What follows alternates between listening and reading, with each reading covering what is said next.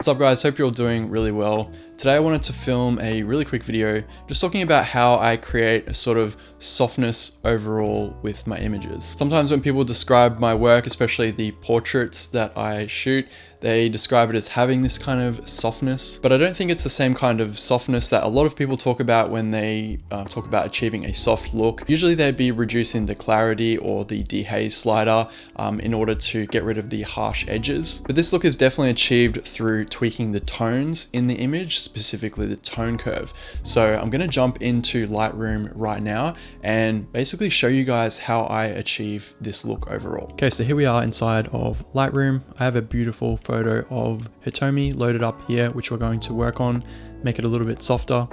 You can see already that it is quite a soft image overall, and that has a lot to do with the environment and the lighting in the photo. I made sure Hitomi was facing towards the light. The light source is coming sort of at a 45-degree angle to her, and it's being softened by some cloud. So the exposure overall, it's a very low dynamic range scene. There's not a big difference between the brightest part of the image, which is probably her face here, and the darkest part of her image, which is sort of around her hair, maybe the background. I try to shoot in these low dynamic range scenes a lot of the time, really just avoiding harsh shadows and bright highlights. So a lot of the work is done before we even get to Lightroom, but we can really take it to the next level by using some of these tools. So the first thing I'm going to do is scroll all the way down to the lens correction section here.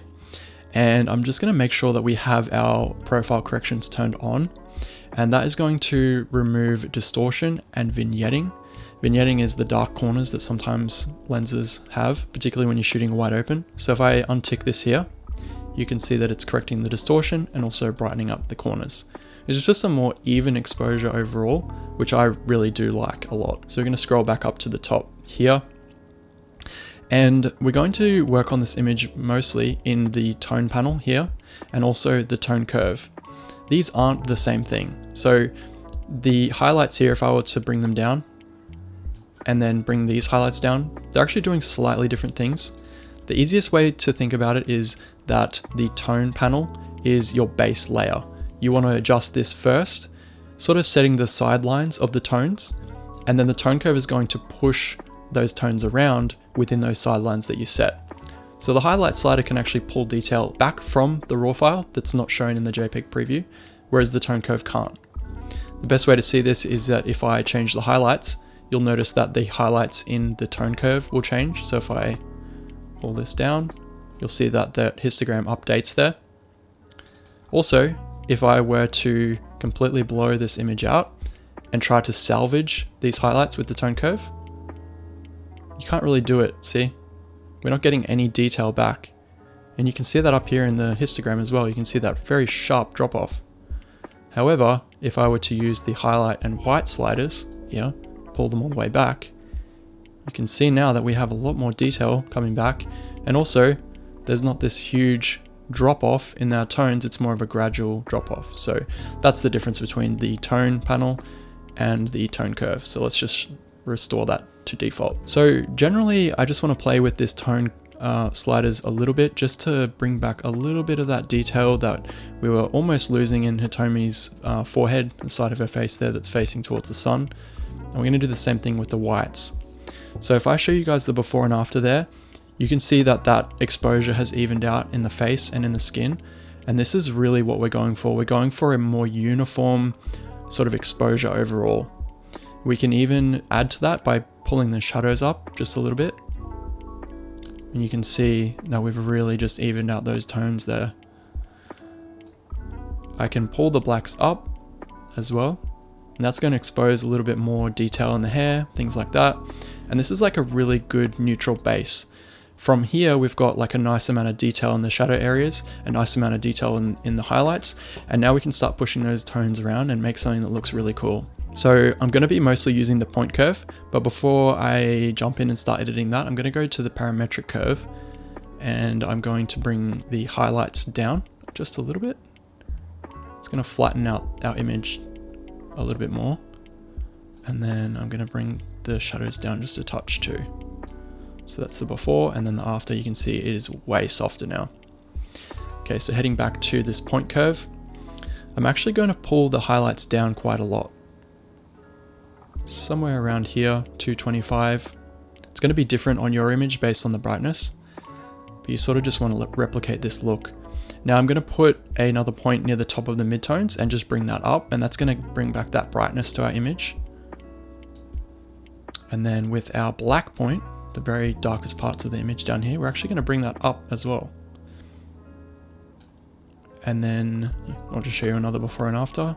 So you can see it's really flat now, but now we're going to bring back a lot more contrast by pulling back the darker parts of the image down here in the point curve.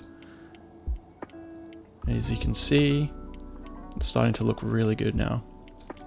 So before and after, it's just a way softer look overall. We can even put a point in the middle and just sort of adjust kind of the brightness of these midtones a little bit.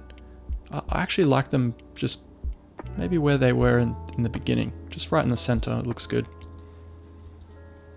Hopefully you guys can see that it is looking very nice, very soft.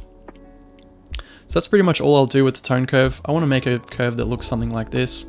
It's got more of a subdued black point. The white point is pulled down quite a lot, and then it's just this gentle curve in the center. Now, the last thing that we're going to do is we're going to control the saturation in the image to make it a little bit softer as well. So I'm not going to use the vibrance and saturation sliders. They are a very heavy-handed approach to saturation. They're sort of adjusting all the colors at once. But if we come down to the color mixer, or HSL, stands for hue, saturation, and luminance. Now we can actually edit individual colors. There isn't a lot of color going on here, but you definitely want to pull back on saturation in your colors to achieve this softer look. Adding color is sometimes a good idea, but I think that for me, most of the time, it's more of a subtractive process. So I'm going to come to the saturation first, and we're going to be working more in the sort of oranges. That's where most skin tones lie. So I'm going to pull down the saturation in the orange here. So you can see before and after. It's just softened out the color in the skin a little bit more and made it a little bit easier on the eyes. We're also going to bring down the yellow just a little bit. You can play with the hue as well. You can push the skin tone, you know, a little bit more yellow or a little bit more red, depending on what you think the image needs. I actually think pushing it a little bit more towards the red side looks great. It sort of matches the hue of these beautiful flowers behind Hitomi here. And the last thing I'm going to do is adjust the luminance of the skin. So if we go crazy with this slider, the orange slider on the luminance, you can see that we can really darken up those colors or really brighten them up. You might already guessed it. I'm actually going to brighten them up slightly just because I like the look of that. It's a very beautiful, soft look. And that's pretty much it. In order to achieve this look, I think I've done probably 99.9% of it. I may play around with the tone curve a little bit more. So here's a final before and after. So that's before and after. It's just a very nice, soft, neutral look that I really love. So that's it for this video. Hope you guys learned something. I also have a preset pack, a new one actually that I just released, which you can find down in the description below. And that sort of has its own soft look already baked into it, as well as my own kind of signature color profile on top, which I've worked quite hard on over the last couple of years to really dial it in to my specific taste. So if you're interested in that, link down in the description below as I mentioned. But thanks once again for joining me, and I'll see you guys in the next video.